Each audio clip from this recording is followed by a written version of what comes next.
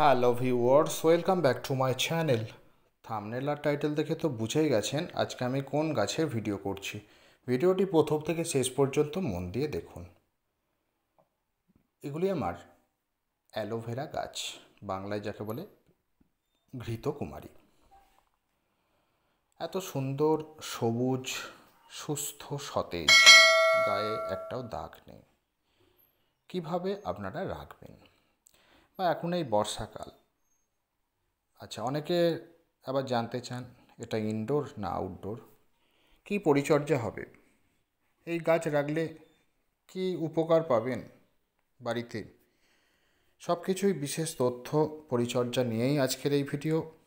নতুন বাগানিরা অবশ্যই আপনারা স্কিপ না করে মন দিয়ে আমার কথাগুলো শুনুন, দেখতে থাকুন আমার এই আজকের নিবেদন। আপনারা দরকার হলে একটা কাগজ পেন নিয়ে বসে পড়ুন, আপনারা লিখে নিন দরকার হলে কিছু তথ্য। তা এই গাছ আমি বসিয়েছিলাম, তা অনেক কাল আগে আমি এর চারা বের করেছিলাম সব। একটা যে মাদার গাছে যে কত চারা হতে পারে, 70টা চারা, সেই ভিডিওটা যারা দেখেননি ডেসক্রিপশান বক্সে লিঙ্ক দেওয়া থাকবে, অবশ্যই দেখে নেবেন।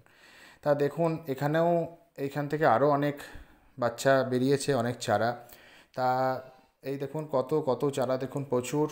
একটা অ্যালোভেরা যদি কোনো মতে আপনারা লাগাতে পারেন আর কি, টবে বসাতে পারেন, আপনারা কিন্তু প্রচুর প্রচুর চারা পাবেন। তার গোড়া থেকেই অনেক অনেক চারা তৈরি হয়। তা এই চারাগুলোকে আলাদা করে দিতে হবে, আলাদা করে দেবেন আপনারা, না হলে একটা পটে মানে মাটি আর দেখা যাবে না, পুরো ছেয়ে যাবে, আপনারা আর খাবার দিতে সমস্যা হবে। সেই জন্য আপনারা কী করবেন, এই চারাগুলো অবশ্যই আপনারা আলাদা করে রেখে দেবেন। এত টব যদি জোগাড় করতে না পারেন, যে পলি ব্যাগ পাওয়া যায় নার্সারিতে, সেই পলি ব্যাগে করে রেখে দিন, বা আপনারা এত দরকার না হলে আপনারা দিয়ে দিন বন্ধুদের। তা যাই হোক, এখন যে খাবারটা আমরা দেবো একটা জৈব মিশ্র সার আর কি।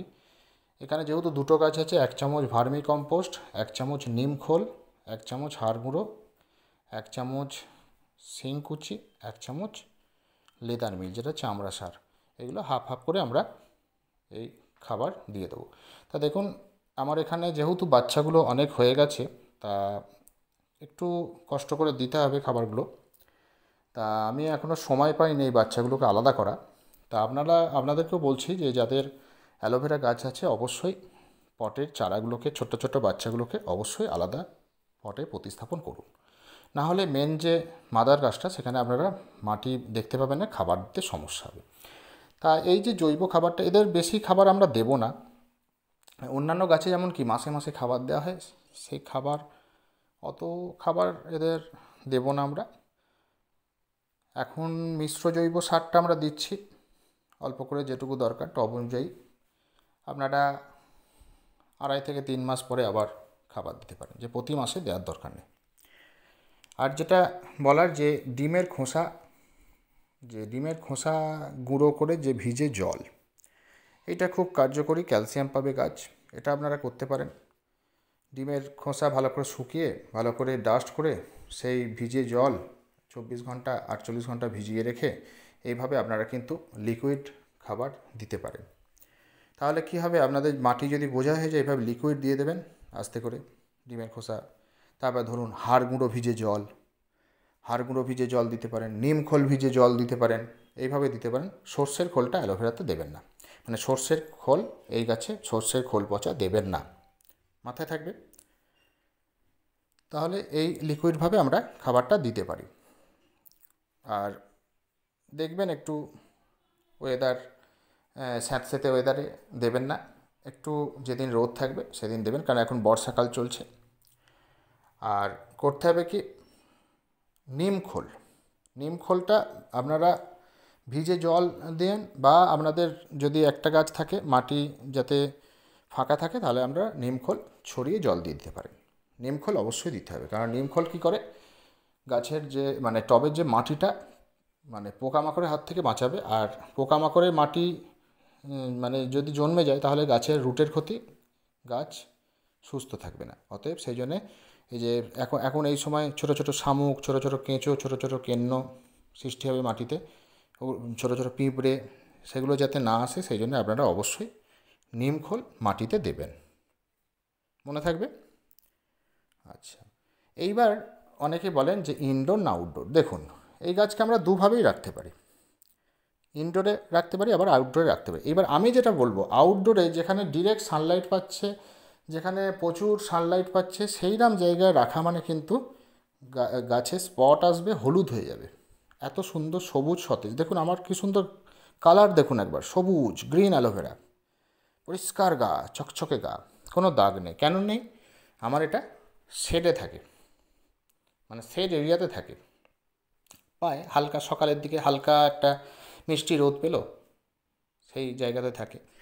আচ্ছা, আপনারা ঘরের যে বারান্দা, ড্রয়িং রুম, জানলা মানে বক্স জানলা, এই সব জায়গায় আপনারা রাখতে পারেন। হ্যাঁ, বাস্তু এর অনেক টিপস আছে আর কি। অ্যালোভেরা বেশ বাস্তু মতে বেশ শুভ মানা হয়।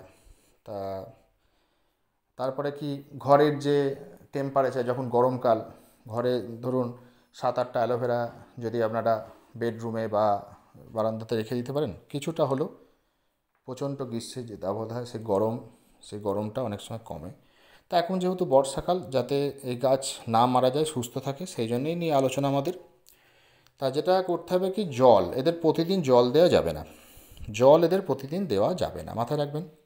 কারণ এদের এমনি এই যে সব জল স্টক থাকে, সব জেল থাকে, দেখি ভাববেন জেল। অতএব জল মানে মাটি খুব শুকিয়ে গেলে তারপরে দেবেন, কারণ এটা চট করে মরে না, এইটা মাথায় রাখবেন। জল, আচ্ছা, ডিরেক্ট ওইভাবে রোদে পোড়াবেন না এদের, এটা মাথায় রাখবেন। আর কি বললাম, নিম খোলটা অবশ্যই দিতে হবে, এটা করতে হবে, বেশি খাবার দেওয়া যাবে না। ক্লিয়ার? তাহলে ইনডোর না আউটডোর এই নিয়ে আর প্রশ্ন করবেন না, দুভাবেই করা যায়। তবে আমি বলবো, বাইরে যাদের গাছ আছে এই সময় অতিরিক্ত বৃষ্টি থেকে বাঁচান, শেডের মধ্যে নিয়ে আসুন এই গাছকে, তাহলে গাছ অতিরিক্ত জলে মরবে না। এটা আপনারা অবশ্যই করুন। ধরুন যেটা যাদের খোলা আকাশের নিচে থাকে, সেই গাছকে আপনারা শেডের তলায় রেখে দিলেন, অতিরিক্ত জল থেকে মোট কথা বাঁচান, এটা আপনারা করুন। আর যারা যেভাবে বললাম আমি যেভাবে রাখি, এরম সব চকচকে সবুজ সতেজ রাখতে চাইলে আপনারা একটা শেড এরিয়াতে রাখুন। মিষ্টি রোদ দেখা যাচ্ছে যে এই ঘন্টা খানেক পেলো হালকা রোদ, সেখানে অসুবিধা নেই, এত সুন্দরই থাকবে গাছ, খুব ভালো থাকবে, খুব সুন্দর বৃদ্ধি পাবে। আমার তো খুব সুন্দর বৃদ্ধি পেয়েছে, দারুণ দারুণ বৃদ্ধি পেয়েছে, মানে কি বলবো। আর রোগ পোকা বলতে কি, রোগ পোকা ওই যে বললাম, মানে নিজে আমরা ভুলের কারণে নিজেরাই নষ্ট করি এই গাছ, মানে অতিরিক্ত কড়া রোদে ফেলে রাখি, অতিরিক্ত জল দিয়ে দিই, সেই জন্য এরা নষ্ট হয়ে যায়।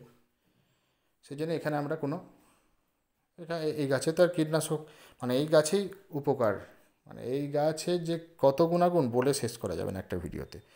যাই হোক, আজ এ পর্যন্তই। যদি ভিডিওটি ভালো লেগে থাকে অবশ্যই লাইক করুন, বন্ধুদের সাথে ভিডিওটি বেশি পরিমাণে শেয়ার করুন, কিছু জানতে আমায় অবশ্যই কমেন্ট করুন। আর যারা চ্যানেলে নতুন তারা চ্যানেলটি সাবস্ক্রাইব করে পাশে থাকা বেল আইকন প্রেস করে দিন, যাতে সবার আগে নোটিফিকেশান আপনার ফোনে পৌঁছে যায়। Thank you.